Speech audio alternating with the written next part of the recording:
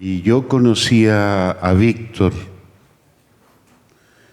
desde el primer año que yo estuve en la Escuela de Teatro de la Universidad de Chile, de esta universidad.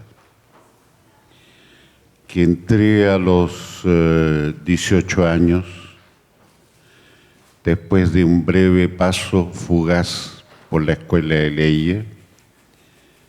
Asistí unas pocas semanas a clase y después me di cuenta que no tenía nada que ver conmigo eso. Y después encontré la Escuela de Teatro. Me voy a sentar un poco, ¿eh?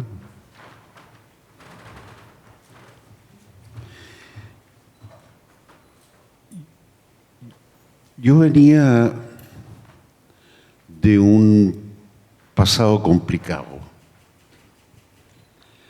Había entrado a los 14 años recién cumplidos a la escuela militar. Mi padre quería que yo estuviera ahí. Y tuve 3 años. Uno entraba muy chico, 14 años recién cumplidos. Tenía la estatura mínima posible para ser admitido. Era el último de la fila. El fusil y la mochila eran más grandes que yo. Y cuando desfilamos por la calle, yo era el último, la última fila, y me agarraban la mochila, la señora me decían, ¡ay, qué lindo el cadetito! Pero el cadetito adentro de la escuela militar lo pasaba muy mal. Entonces 3 años que fueron muy complicados para mí. Pero terminé sin saber qué hacer de mi vida. Mi madre me dijo, ¿por qué no entras a estudiar leyes? Me encantaría tener un hijo abogado. Bueno, entré a estudiar leyes, pero como les decía, me di cuenta que no era lo mío, pero tampoco sabía qué hacer. Y empecé a hacer la cimarra con el libro de Derecho Romano y Economía Política. Me paseaba por el Parque Forestal, por el Cerro Santa Lucía, hasta que un día, un poco por casualidad, vi una obra de teatro del Teatro de la Universidad de Chile que me dio vuelta todo. Era la historia de unos hermanos enfrentados, de una familia desunida, que era un poco la historia de mi vida. Entonces dije, yo quiero hacer esto. No actuar, sino quizás escribir o dirigir teatro. Y después de asistir a algunos ensayos que me permitieron generosamente el director Eugenio Guzmán y el autor Ewan Wolf, entré a la escuela de teatro.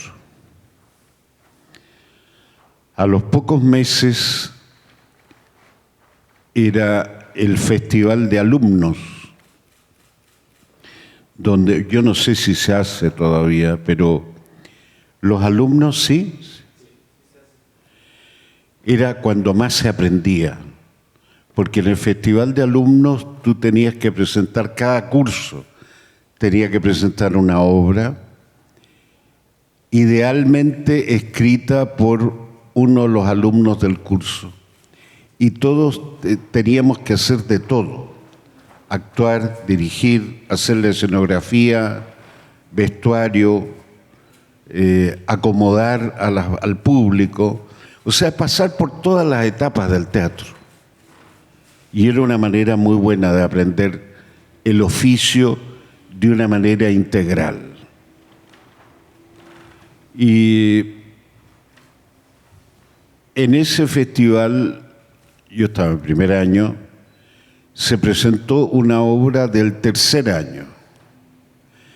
Eran 3 años de estudio de actuación y después los que querían ser directores tenían 2 años más. Y se presentó una obra del tercer año, un curso que yo creo que es irrepetible. En ese curso eran alumnos Víctor Jara, Jaime Silva, dramaturgo también, Tomás Vidiella, actor, Lucho Barahona, actor. Pues una cantidad de gente que todos hicieron una contribución notable y presentaron una obra de uno de los alumnos, Alejandro Sibeli,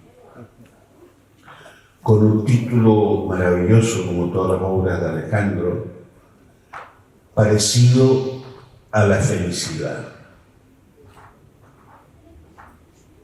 Escenografía de Fernando Gran, alumno también del curso. En el Teatro de la Escuela de Leyes, en Pío. Y yo desde el primer minuto quedé absolutamente maravillado por la obra y por la dirección. Era la primera dirección de Víctor Jara. Y nunca me voy a olvidar, hasta el día de hoy, se abría el telón, un escenario oscuro, y por una persiana de una ventana entraba de a poco un rayo de luz que iba aumentando porque estaba amaneciendo. Silencio total en el escenario. Y de a poco tú empezabas a distinguir una figura en una cama que se levantaba, bostezaba, y después de un rato distinguías que había otra figura, una mujer en la cama. Y lentamente iba amaneciendo en esa habitación. Eso, amigos, era dirección. Eso no estaba escrito en el texto, no había diálogo. Eso era puramente dirección. Crear esa atmósfera, crear ese momento, crear esa intimidad. Y yo dije de nuevo, esto es lo que yo quiero hacer. Terminó la obra y fue un gran éxito, fue el gran éxito de ese festival. Tanto es así que después se dio en el Teatro Antonio Vara, en el teatro oficial de los grandes, de los profesores, e hizo una gira por Sudamérica. Terminó la función y yo, que era enfermo de tímido, no como ahora, me acerqué a Víctor y le dije, mira Víctor, yo soy alumno de primer año y me interesa mucho el trabajo que tú has hecho y quiero ser ayudante tuyo de dirección porque sé que vas a entrar al curso de dirección de la Escuela de Teatro y quiero ser ayudante tuyo porque quiero aprender. Y desde el primer momento fue cariñoso, receptivo, y me dijo, ya, bueno, vamos a empezar en 2 semanas más, te voy a pasar el texto de la obra que vamos a trabajar y tengo que preparar un examen con esa obra, La Mantrágora, de Maquiavelo. Y así empezó una relación con Víctor, en que, por un lado, aprendí todo lo que después yo pude aplicar como director de teatro. Dirigí teatro durante muchos años. y aprendí cosas que no tienen que ver con el teatro. Una relación humana. Quiero que era un contacto, quiero una relación humana, quiero interesarse de verdad por la persona que estaba enfrente tuyo. Y trabajábamos en el Teatro Antonio Vara, aquí al frente, y a veces el horario que nos tocaba era en la noche, trabajar de noche. Terminábamos tarde, 12:30, 1 de la mañana. Yo vivía con mi madre en un departamento en la Alameda, poquito pasado la Avenida Brasil, frente al Teatro Carrera. Y Víctor me decía, vámonos conversando. No teníamos plata ni siquiera para tomarnos una Coca-Cola o una cerveza, nada. Así que nos íbamos por la Alameda, por la mitad de la Alameda. No se nos ocurría que nos podían asaltar o robar, no sé. Parece que era otra la seguridad que había en las calles. Nos íbamos conversando, de repente nos sentábamos en algún banco, hablábamos del ensayo, de lo que había que corregir al día siguiente. Yo anotaba las tareas pendientes que yo tenía como ayudante. Y de pronto empezábamos a hablar de cosas personales. Víctor me empezó a contar su amor por John, que no era público todavía. John era profesor en la escuela de teatro. Y yo le contaba mis tormentosos pololeos, neuróticos pololeos, con una polola que una semana pololeaba conmigo y a la otra semana no. Entonces me trataba de levantar el ánimo la semana que no me correspondía pololear y era como un hermano mayor que yo no tenía. Era también un padre que yo no tenía. Llegábamos a la Avenida Brasil y nos metíamos por el lado de la calle del Teatro Carrera Maturana, que era la calle donde yo había nacido. Llegábamos a una plazoleta que durante muchos años yo nunca quise saber el nombre siquiera, porque era el recuerdo de esa noche sentados en un banco conversando con Víctor. Y estábamos ahí hasta las 2:30 de la mañana, conversando. Volvíamos, me dejaban la puerta de mi departamento. Y yo alguna vez le dije, pero Víctor, déjame acompañarte de vuelta, ¿por qué siempre me acompañas tú? Yo voy a hacer el camino de vuelta contigo, te acompaño al centro de nuevo para que tú tomes la micro donde vas a tu casa. No, me decía, no te preocupes, no, anda a acostarte tranquilo, que sea. Años después, mucho tiempo después, yo supe que Víctor muchas veces dormía en los camarines del teatro, porque no tenía dónde. Y lavaba su ropa en los camarines del teatro, para el día siguiente estar limpio y ordenado.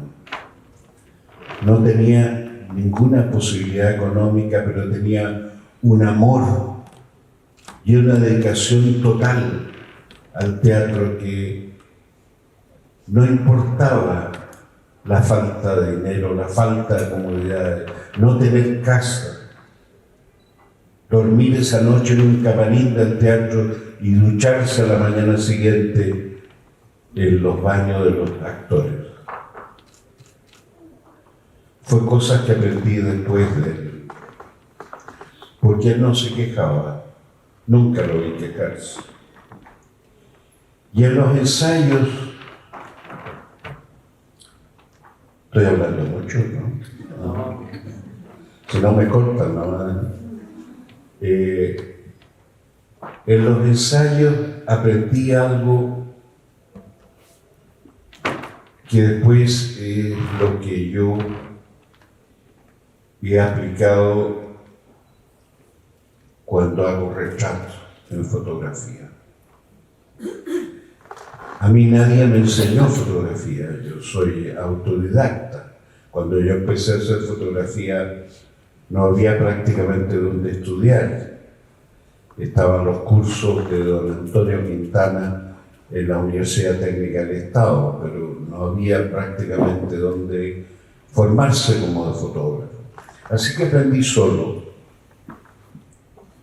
Y como de las primeras cosas que empecé a hacer son retratos de actores.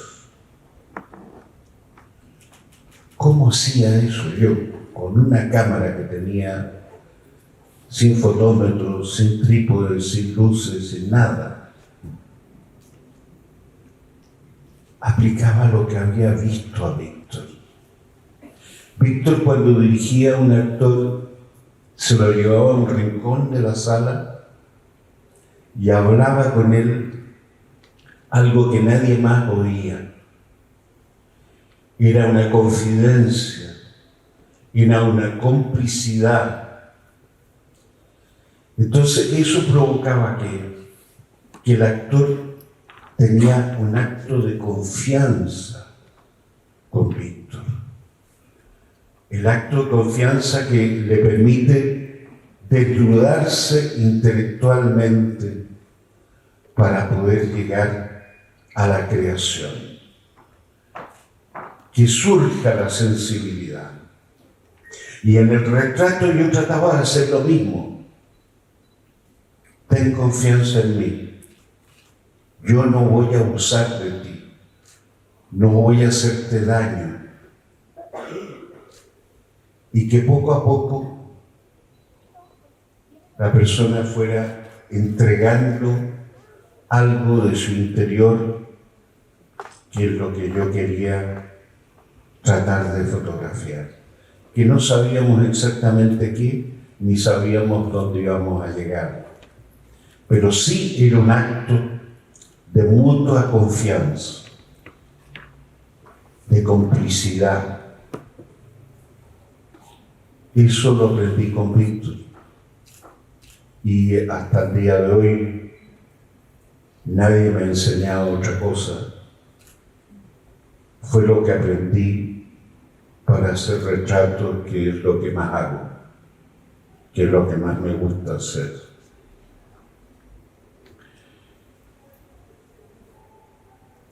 Yo empecé a sacar fotos al regreso de una beca de Francia. Me había comprado una cámara con la poca plata que había ahorrado y con la ayuda de mi padre que vivía allá. Y las primeras fotos que empecé a hacer entonces eran fotos de teatro, de los ensayos, retratos de actores. Y Víctor me llamó, ya Víctor era director del Teatro de la Universidad de Chile, me llamó varias veces para que yo fotografiara. Por un lado, porque había ese vínculo de confianza y que él podía experimentar en cosas, ideas que él tenía sobre qué es lo que eran las fotos de una obra, y porque teníamos una complicidad que él quizás no tenía con el fotógrafo oficial del teatro, don René Combó, que era para nosotros una figura un poco distante y respetada. Entonces empecé a fotografiar algunas historias, algunos montajes de él.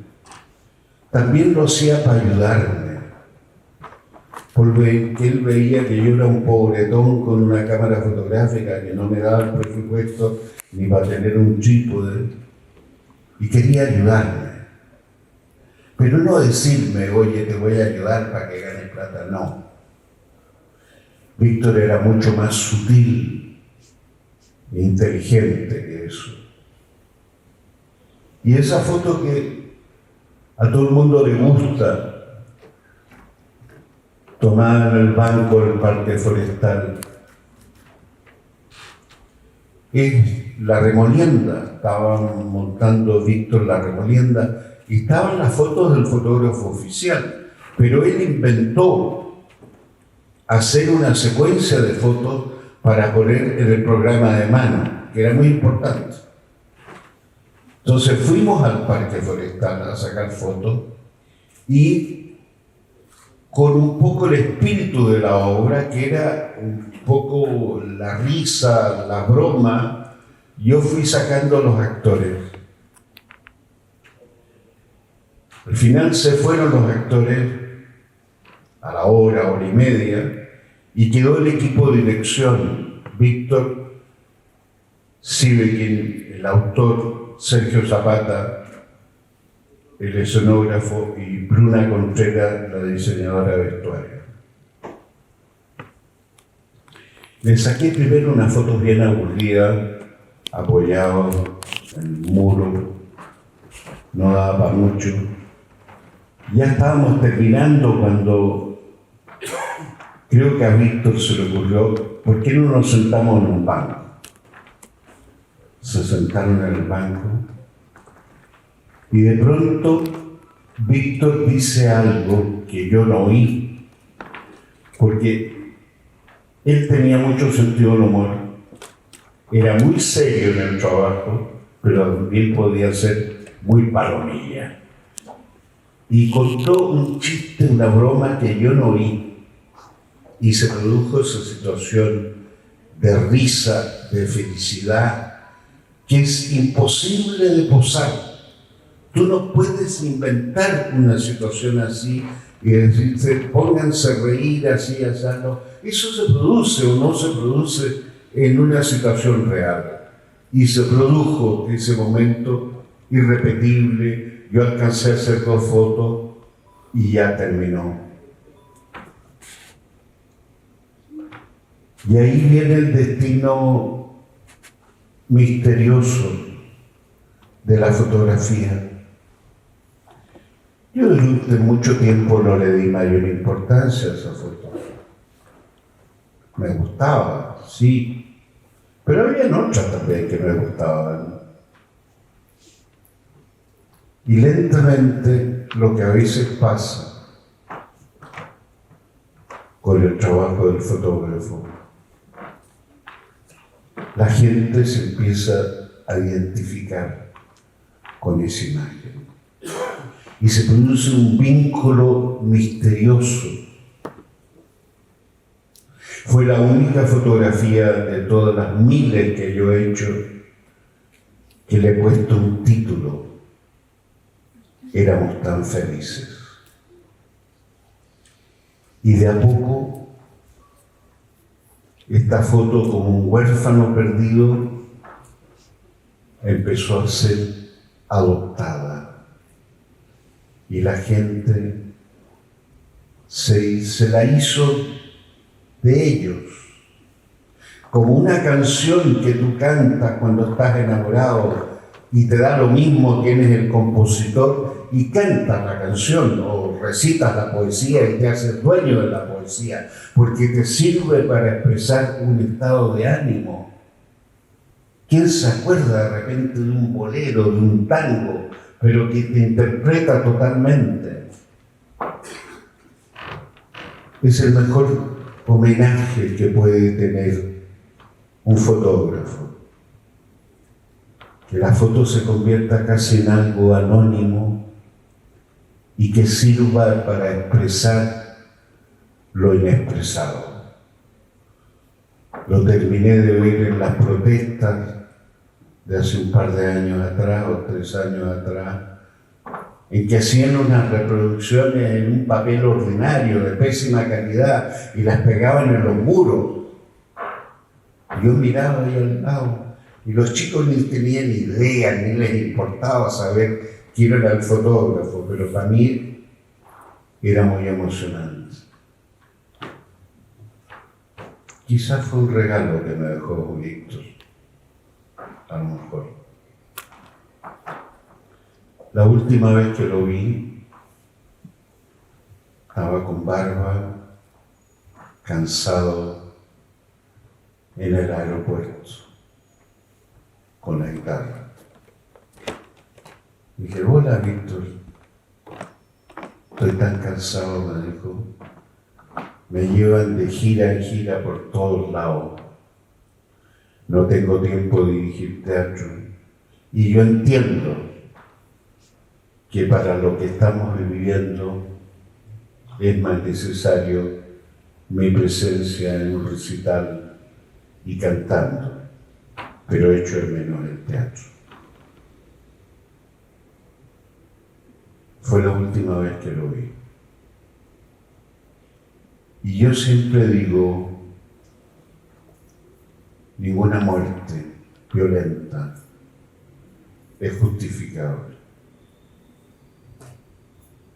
Pero la de Víctor, un hombre bueno, yo no olvido ni perdono. Gracias.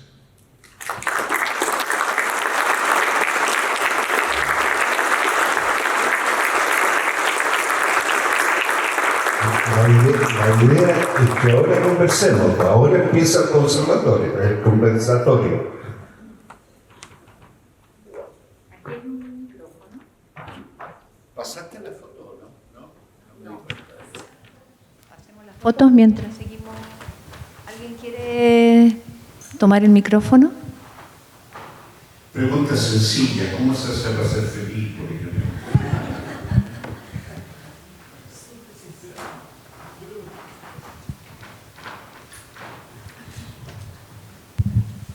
Hola Luis. Tengo 2 preguntas y tienen que ver más contigo que con la historia de Víctor, pero están relacionadas. Tú cuentas que te aproximaste a la fotografía desde el teatro y sé también que desde la literatura. ¿Qué crees tú que hay de distinto en un fotógrafo? ¿Qué crees que hay distinto en un fotógrafo que se aproxima a la fotografía desde el teatro o desde la literatura que desde la plástica? Creo que si es que ves alguna diferencia en tu fotografía que puedan tener otros fotógrafos que se aproximan desde otra escuela. Y la otra pregunta, te las dejo las dos, que tiene que ver con tu sentido de la fotografía, que tiene que ver con la memoria, que es un poco el acto que estamos haciendo. Tú hablas mucho de que la fotografía, tu trabajo fotográfico tiene que ver con la memoria, pero la memoria tiene que ver o nos conlleva como a lo que ocurrió, al pasado. ¿Cuánto de futuro hay en tu fotografía? ¿Qué crees tú que en tu fotografía queda para los que veremos en el futuro tu archivo? Eso. Bueno, interesante eso porque lo que tú dices, uno se aproxima quizás en las 2 grandes torrentes que alimentan la fotografía, que uno tiene que ver con la plástica y el otro tiene que ver con la literatura.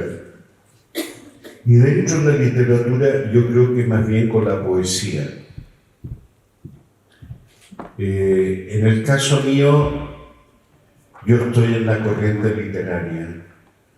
Mis fotos tienen más que ver y he tenido a través de la vida más amigos poetas que pintores, ¿no? El mundo de la plástica me es un poco ajeno. Me gustan, hay obras de pintores que yo admiro mucho, pero no me marcan, ¿no? No es lo mío. En cambio, sí, al mundo de la poesía me incumbe profundamente, ¿no? y he trabajado mucho con poetas. Y ellos han sido los mejores lectores de mis fotografías. Sin explicarles nada, ellos pueden entrar en el mundo de mis imágenes. Son muy distintos, yo creo. La plástica, parte del discurso de la plástica tiene que ver con la manipulación del material. ¿Cómo manipulas tú la materia con la que estás trabajando? En fotografía eso es pobre. Ya sabemos que poco más allá de lo que hizo Man Ray en 1925 no se puede ir. No tiene más futuro. Es entretenido y forma parte del aprendizaje de repente que la gente hace esos montajes o collage o hoy día con el Photoshop y todo lo demás. Pero es repetitivo. Tú sabes que el camino es muy corto, no lleva muy lejos. En cambio, amigo, el mundo misterioso de la poesía es infinito, porque eres tú como lector quien encuentra lectura y significado a unas sugerencias que están dadas en las imágenes. Yo te planteo sugerencias, no certezas. No ve esto, yo no te digo ve esto, entiende esto, sufre con esto. Yo no digo eso.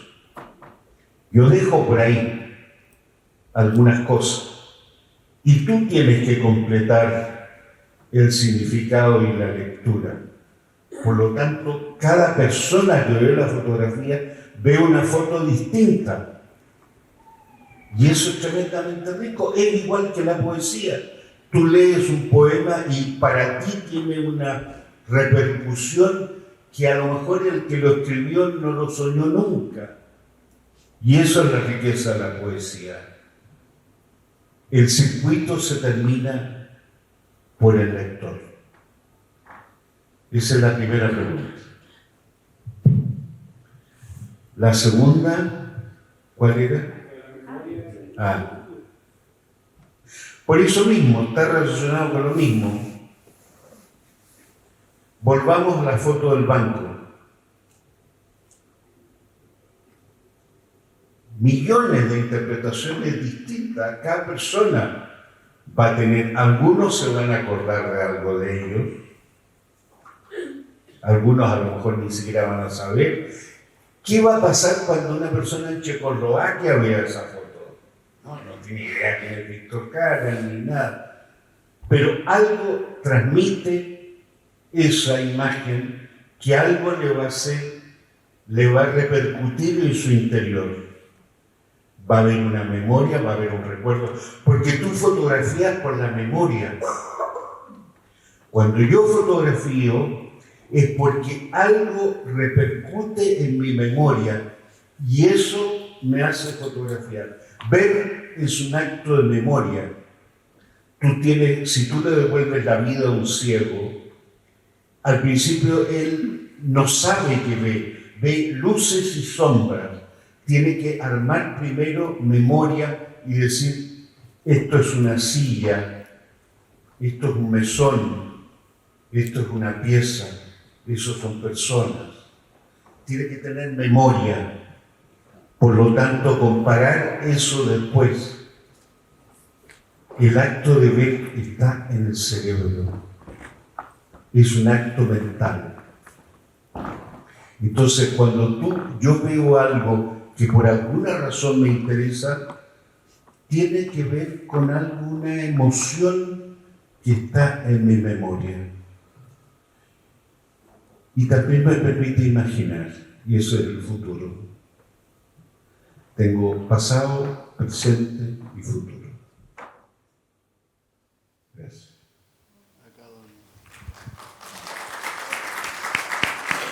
Buenas tardes, Luis.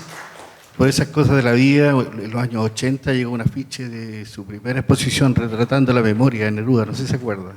Haber sido su primera exposición desde que volvió. La exposición retratando la memoria de Neruda, que año 80 y tanto. Llegó esa foto de Neruda mirando de perfil riéndose, que es muy increíble el momento en que lo pilló riéndose y captar ese momento instante en la historia. Fue muy deseoso para mi familia, porque enmarcamos el afiche y todo lo demás. Me gustaría que nos contara un poco de su experiencia en Isla Negra con Neruda, ese set de fotos que tomó en la casa, un poco antes que muriera, no sé cuándo fue. Y lo otro, me gustaría saber si en su casa hay alguna foto en color en su afiche. Solamente eso. Curiosidad. Durante mucho tiempo yo me gané la vida haciendo fotocolor. Y cuando trabajaba en la editorial Zig-Zag,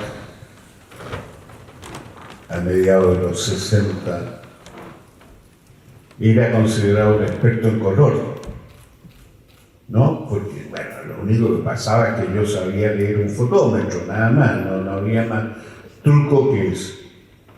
Y la película era muy mala, entonces había que estudiar mucho cómo funcionaba la película en color.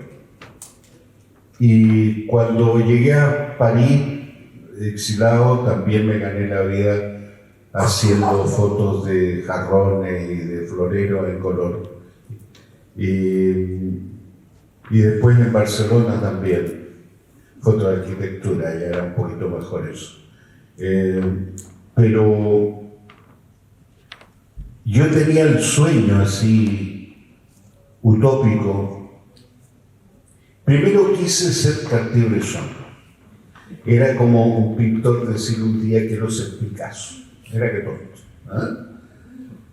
Y claro, me paseaba con una cámara colgada al cuello en la calle y no sacaba nada.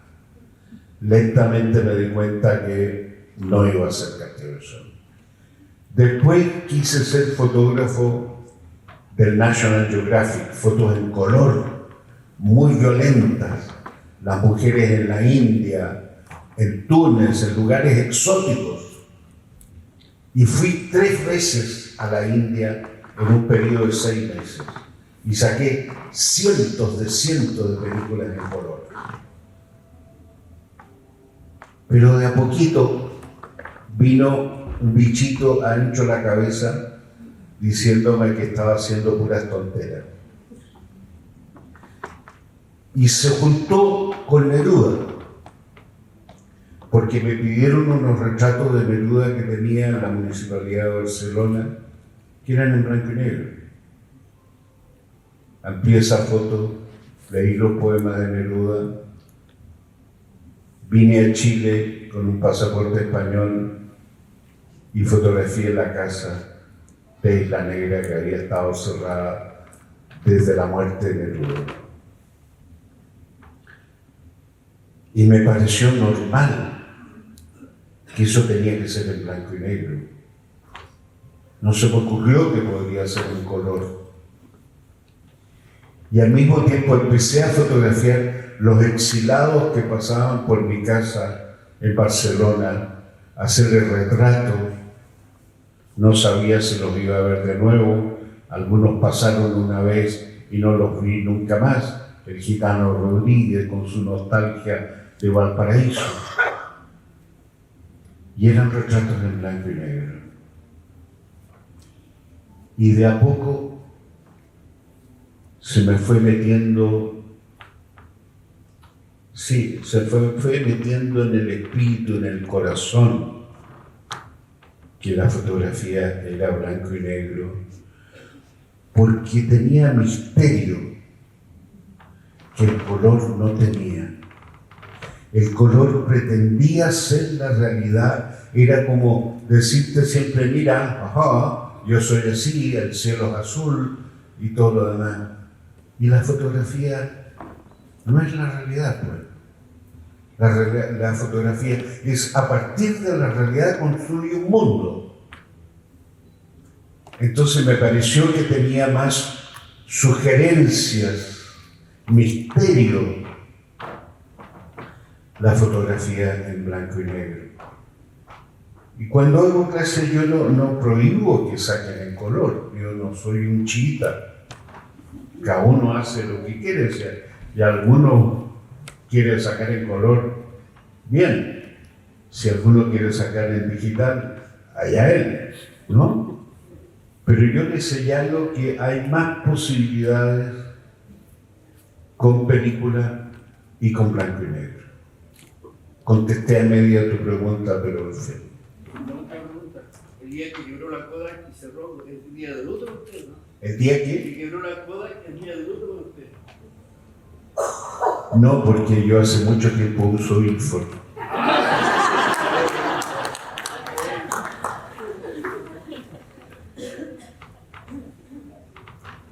Sí. Tienes que tener el micrófono.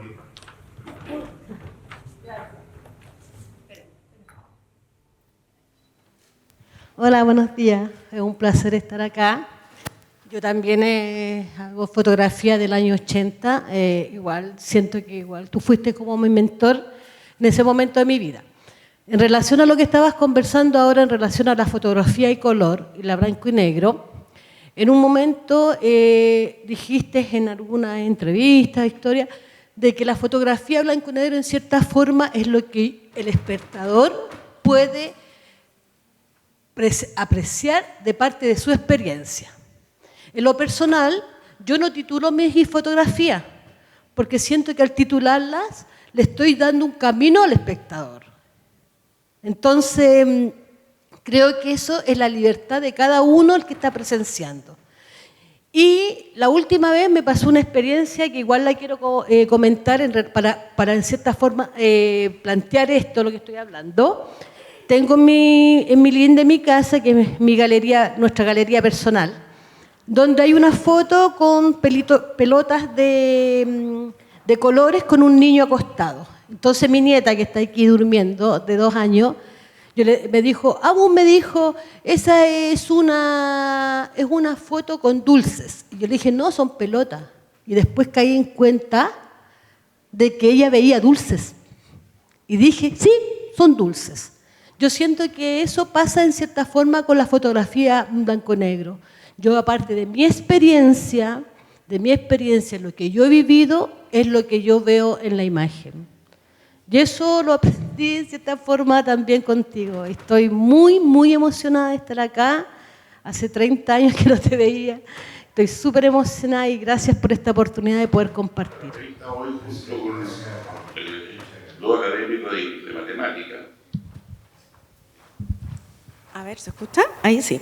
Ya. Bueno, lo primero es decir que estoy súper emocionada de estar acá, porque admiro mucho su trabajo y porque me encanta la convicción que usted proyecta. Ahora, tengo varias preguntas, así que téngame paciencia. La primera es que si usted tiene real conciencia de que deja un legado y qué le produce eso. Que deja un legado. Un legado. ¿Y qué le produce eso? Si lo piensa, si lo medita, ¿qué pasa? Entonces ahí comenzó mi historia, que se ligó posteriormente a la Asociación de Académicos. El año 79. No, un referente como lo era Cartier Bresson para usted. Son de funcionarios, de ingenieros de ingeniería. Yo era vicepresidente, no me acuerdo por qué, era sido revoltoso de chico, entonces antes del golpe teníamos esta asociación que esencialmente se formó para ir una vez al año a reclamar a la dictadura pública que no nos habían hecho el mismo ajuste que le dan a todos los ingenieros. Y era todo lo que hacía. Por fortuna, está malo que diga esto yo, pero por fortuna el presidente, que era muy de derecha, se enfermó. Entonces yo quedé a cargo de eso y la redimimos. Estaba el secretario, que también era muy de derecha, pero era un hombre muy recto, que luchó mucho contra la dictadura. Y comenzamos a crear la asociación de funcionarios, de ingenieros, que a poco le cambiamos a académicos, porque por razones de menor riesgo, llamámosle así. Yo creo que a fines de los 80 ya estábamos funcionando como asociación de académicos de ingeniería. De hecho, para La Paz organizamos, me acuerdo, una actividad para los funcionarios, juntábamos regalos, plata, con el único fin de poder poner unos tremendos letreros que decía Asociación de Académicos de Ingeniería abajo, que está de granja. ¿Ah? Y lo pegamos por todos lados. Ahí fue cuando el decano de entonces, Claudio Anguita, que en paz descanse y cuyo mérito en la universidad nunca ha sido suficientemente reconocido en mi opinión, me llamó y me dijo: Patricio, ¿qué anda? Estoy tratando de solucionar un problema del momento, ¿no? Entonces, si hay una lectura, un reconocimiento, algo, no corresponde a mi voluntad. Yo no lo busco ni lo he querido. Escapa totalmente de mí. Yo lo único que trato y he tratado es de ser coherente. De ser coherente en el pensar y en el hacer. Y a veces he tenido que pagar un precio por eso. Pero justo lo pago. Nada. Otra pregunta. Con respecto a lo que usted nos fue relatando, ¿qué le faltó al teatro, pero que sí logró la fotografía que lo cautivó? Bueno, uno no deja nunca el teatro. Si bien hace 30 años que lo dirijo, o sea, dirigí hasta los 50 y tantos, está en suspenso. Tuvo que ver con una etapa de mi vida también. Yo me estaba separando de mi primer matrimonio y eso tenía que ver con el teatro, porque mi mujer era actriz, ¿no? Entonces era una forma también de poner distancia en la relación personal.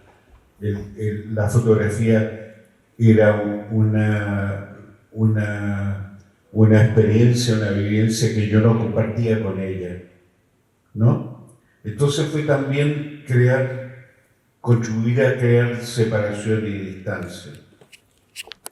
Y luego me pasó que yo sentí que había gente que dirigía mejor que yo y que yo no lo estaba haciendo muy bien. Nadie me lo decía, pero yo me di cuenta que estaba un poco mintiéndome a mí mismo y que estaba contando un cuento que no era verdad. En cambio, en la fotografía yo no tenía que demostrarle nada a nadie, hacía lo que yo sentía y si a la gente le gustaba la foto bien y si no le gustaba bien también, me daba lo mismo. Era una necesidad mía hacer fotografía. Hoy día siento que a través de la experiencia humana vivida, no intelectual, la experiencia emocional que he tenido en los últimos años, me ha enriquecido de alguna manera para poder quizás dirigir ahora alguna obra de Chekhov o alguna obra de Shakespeare. Ahora tengo la capacidad emocional que no tenía hace 30 años atrás de dirigir. Y estoy pensando volver a dirigir algo. No una carrera de director de nuevo, pero de dirigir alguna obra muy especial. He pensado mucho en adaptar una obra un libro de Donoso, sobre Donoso, mejor dicho, y que tratamos con Alejandro Sivikin de adaptar. Desgraciadamente Alejandro al final estaba muy enfermo y no pudo trabajar y se fue y me dejó con este encargo. Entonces yo voy a tratar de hacerlo, voy a tratar de hacer eso porque ahí en esa obra hay emociones que yo quiero transmitir y que no puedo transmitir con la fotografía. ¿Te contesto? Sí. Y la última. Perdón. La última. Sí, bueno, un poco ya nos contestó con lo que nos contó, pero de todas maneras, he leído y usted ha manifestado que el retrato es súper importante y en el camino como que ha recorrido. Siempre habla de lo que es dar y lo que es tomar en la fotografía. ¿Qué es lo que usted más da y lo que usted más toma cuando retrata? Yo creo que es un intercambio, un encuentro. Yo no robo, comparto.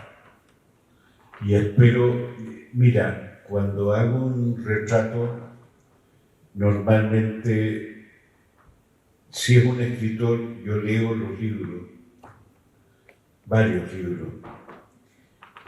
Leo las entrevistas, recurro a los archivos audiovisuales para ver si algo que ha hecho. O sea, trato de conocer mucho a la persona antes, si es que no la conozco antes. Y nos juntamos y conversamos. No hay máquina, ¿eh? Conversamos 1 hora, 1 hora y media y nos reímos. Creamos una intimidad, un intercambio. Y solo cuando se ha creado eso, a veces llega el momento de hacer una fotografía, pero ya hemos compartido. Yo le he dado mucho y él me ha dado, o ella me ha dado mucho, ¿no? Entonces lo que resulta en esa imagen es el resultado de ese encuentro. Si no hay encuentro, no hay retrato. ¿Qué es un retrato? Nadie lo puede decir. Eso, gracias por darme esta experiencia. Sí. Cedo. Solo decir que esta es la última pregunta porque queremos terminar a las 12 para ir a la inauguración en el patio Domeico. ¿Se han entretenido? ¿Ha estado aburrido? Hola, Augusto. Quería preguntarte, ¿con qué esperas que se quede la gente al visitar esta exposición? Estoy ahí, chuta, poco familiarizada. Quería preguntarte, ¿con qué esperas que se quede la gente cuando visite esta exposición y en especial las nuevas generaciones? Porque creo que la gente se quede, ¿no? ¿Sí? ¿Con qué quieres que la gente se quede?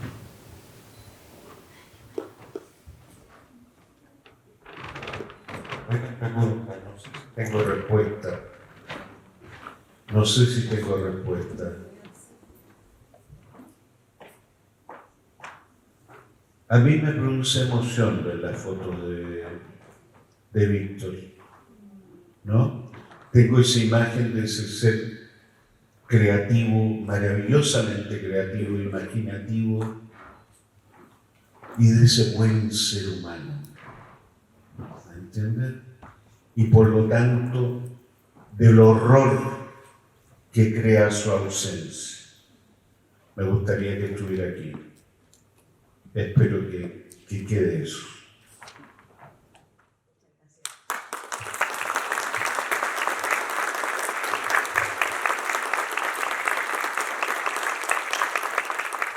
Esta es la actividad inaugural de la Semana por el Nunca Más, programa de conmemoración por los 50 años del golpe de Estado, hecho que dio inicio a la dictadura civil-militar en nuestro país. Del 1 al 11 de septiembre se estarán desarrollando una variedad de actividades formativas, culturales, artísticas y ceremoniales en la Casa Central de la Universidad de Chile, organizadas por la Vicerrectoría de Extensión y Comunicaciones en colaboración con diversos organismos intra- y extrauniversitarios.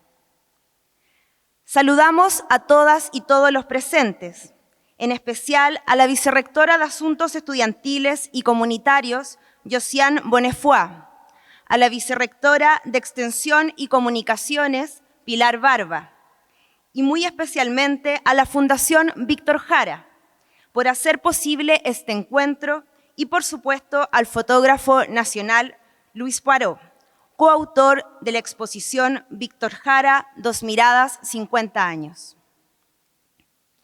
La exposición se compone de alrededor de 35 fotografías que retratan a Víctor Jara en su labor como director de teatro, actor y cantante, también en su faceta íntima y familiar, así como su gran legado popular. Invitamos a pasar adelante a Cristian Galás, director de la Fundación Víctor Jara, para que nos cuente un poco más sobre esta obra.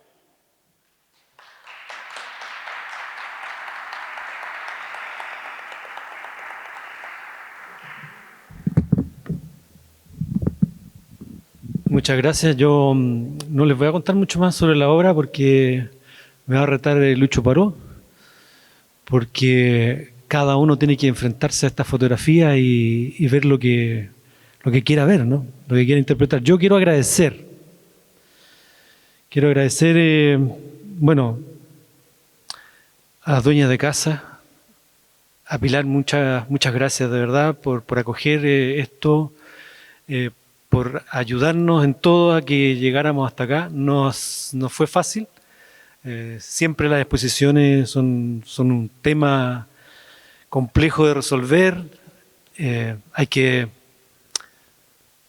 compatibilizar muchas miradas y particularmente estas dos miradas, porque esta es una exposición y ahí como fundación queremos agradecer especialmente a Antonio Larrea, que está aquí con nosotros, y a Lucho Paró. Un aplauso fuerte para ellos, porque son los autores, son los que pusieron esa mirada, ese ojo que captó esos momentos y que hoy día nosotros podemos apreciar en esta muestra. Bueno, agradecer por supuesto a todas aquellas voluntades que hicieron posible que esto sucediera y que además va a quedar. Está por supuesto el Ministerio de las Culturas a través del programa Fondart. Esto es un Fondart que ganó la Fundación hace varios años atrás. Está el programa Otras Instituciones Colaboradoras también, el PAOC, que nos ayuda a existir como fundación. Por supuesto a los funcionarios de estos programas y especialmente agradecer a los equipos acá de la universidad, de la Vexcom, de comunicaciones, de producción. Muchísimas gracias.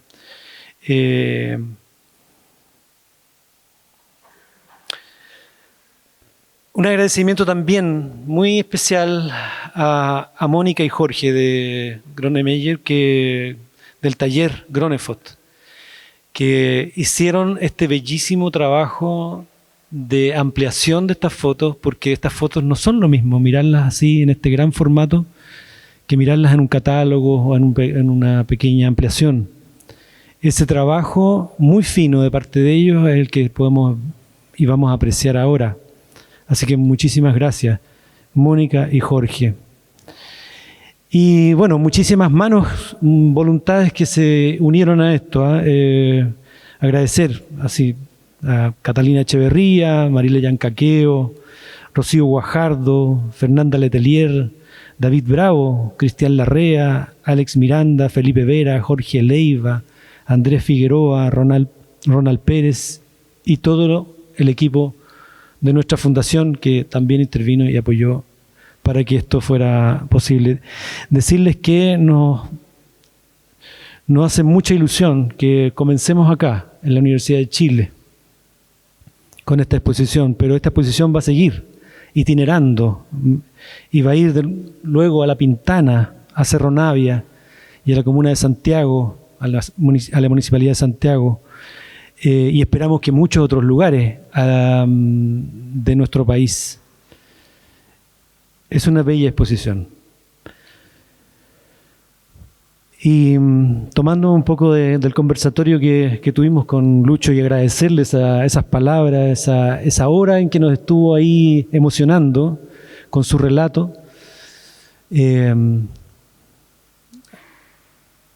decirle que esa fotografía de la banca del parque, donde están esos 4 personajes allí riéndose, que la estoy viendo en este momento aquí directamente, que tú le pusiste un título que dice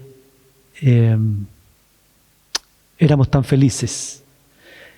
En el equipo que estuvimos trabajando en esta exposición, en la fundación, le tenemos otro nombre, pero que se conecta muy bien con esa frase y hace alusión a una película. Nos habíamos amado tanto, una película italiana bellísima y que creo que también refleja en ese mismo sentido. Es una lectura más, pero súper conectada con el amor. Y el amor que pusieron tanto Antonio Larrea en este trabajo como Lucho Poró es el que podemos ver ampliado ahora en estas 19 paneles que enfrentamos. Eso es lo que marca, diría yo, la emoción con que recibimos, hacemos, exponemos, difundimos desde la Fundación este legado de Víctor Jara y el legado de ustedes dos maestros de la fotografía, de las artes. Así que para nosotros solamente agradecer y haber tenido el honor de compartir con ustedes este tramo de viaje que nos llevó a llegar a esta exposición. Agradecerles infinitamente, además, porque ustedes, Antonio y Lucho, siempre han estado a disposición de lo que quisiéramos hacer nosotros como fundación. Y eso, créanme, queda grabado acá, para siempre. Así que muchas gracias también a ustedes que están acá presentes, que le dan el marco de público necesario para estas cosas. Muchas gracias y hasta la próxima. Nosotros vamos a seguir, iniciamos este primer día de septiembre una serie también de actividades y les quiero invitar a que las conozcan, que se enteren de ellas, porque vamos a estar hasta fin de mes, hasta el 1 de octubre en realidad, con nuestro Festival Arte y Memoria Víctor Jara en el estadio, en el sitio de memoria Estadio Víctor Jara. Así que quedan súper invitados. Gracias finalmente, Antonio y Lucho, muchísimas gracias, de verdad, de todo corazón.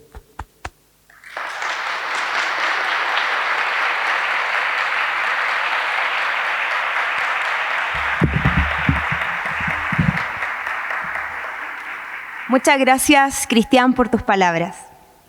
Ahora dejamos con ustedes a Horacio Salinas y Romilio Orellana, quienes interpretarán Alturas, Danza y Danza Dica la Luna, y por supuesto alguna sorpresa más.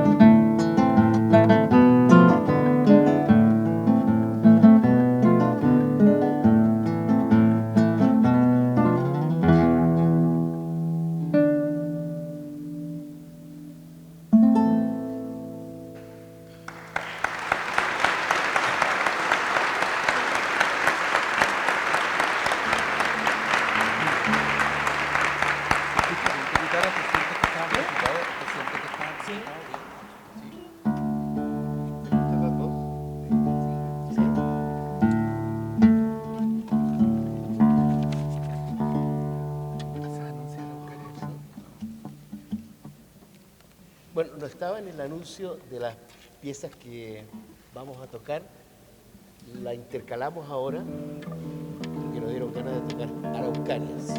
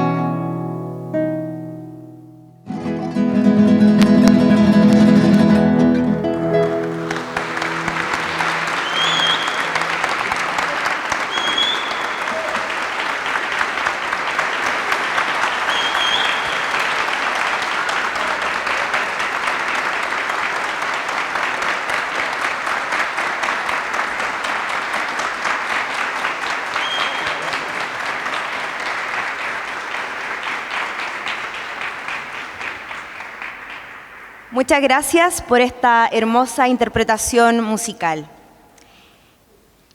A continuación, dejamos con ustedes, ya para finalizar, a la vicerrectora de Extensión y Comunicaciones, profesora Pilar Barba Buscaglia.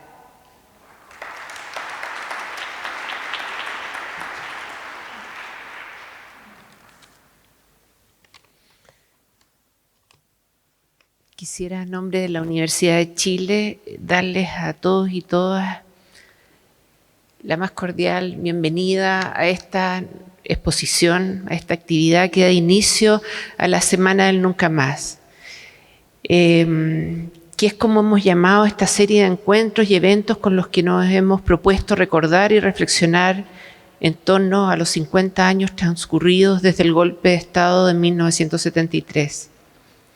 Queremos invitarlos. Esta será una semana que a través de seminarios, exposiciones, talleres, diálogos como el que tuvimos hoy día. Muchas gracias, Luis, por esto que nos regalaste hoy día. Así como esos diálogos, vamos a tener también cineforos, recitales poéticos y otras actividades conmemorativas. Nos detendremos a mirar el pasado y a observar sus huellas en el presente, siempre en pos de imaginar un futuro. Hacer memoria, ejercitarla, mantenerla viva, no es volver a un tiempo ya acabado. La memoria es un fenómeno móvil y un pasado siempre presente. Y por lo mismo, esta conmemoración es una oportunidad única para mirarnos hoy en el espejo del pasado y preguntarnos no solo quiénes somos, sino también quiénes queremos ser. La exposición Víctor Jara, Dos Miradas, 50 años, de Luis Paró y Antonio Larrea. Queridos Luis y Antonio, muchas gracias por estar aquí. Con la que abrimos esta semana conmemorativa nos emociona porque pone nuevamente frente a nuestros ojos a una figura fundamental de nuestra cultura a través del lente de dos grandes fotógrafos chilenos, quienes retrataron distintos momentos de su vida y su trayectoria, una de las más trascendentes de la música chilena. Pero esta muestra también nos estremece porque nos enfrenta a la belleza y a las atrocidades con las que carga nuestra memoria reciente. Víctor Jara, su obra, sus melodías y sus letras encarnan una época cultural y intelectualmente luminosa, dinámica y comprometida como nunca se había visto en Chile.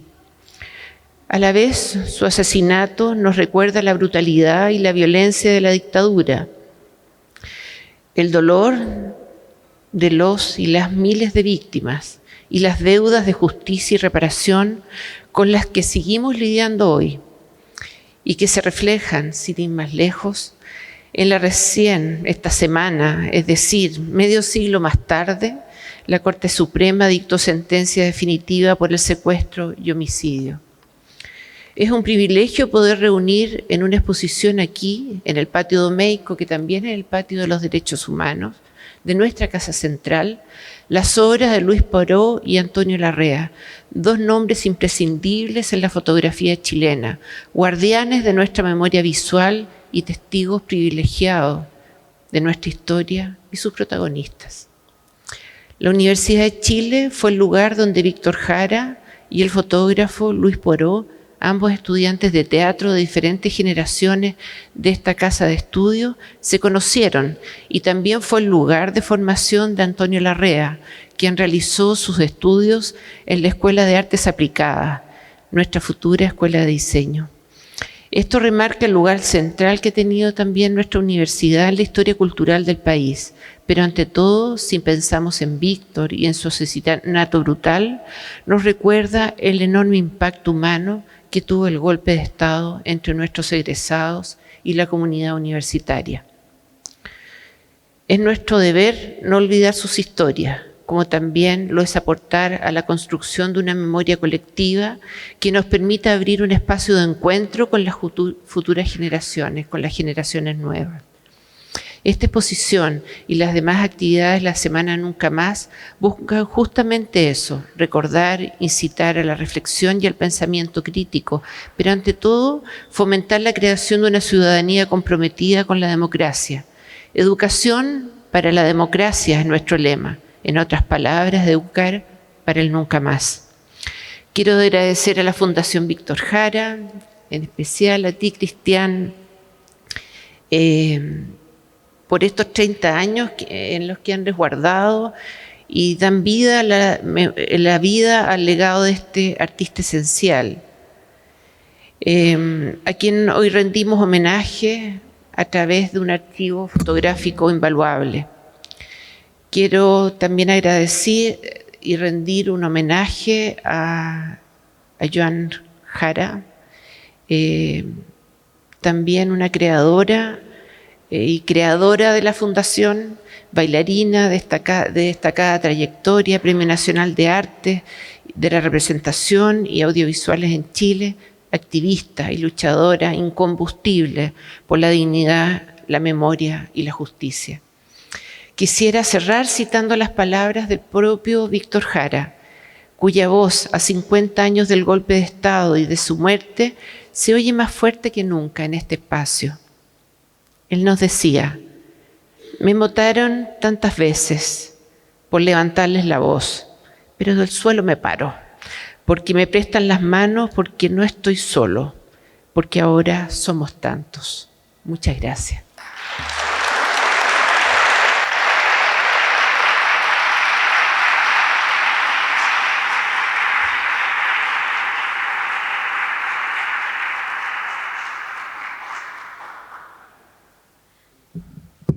Muchas gracias, vicerrectora.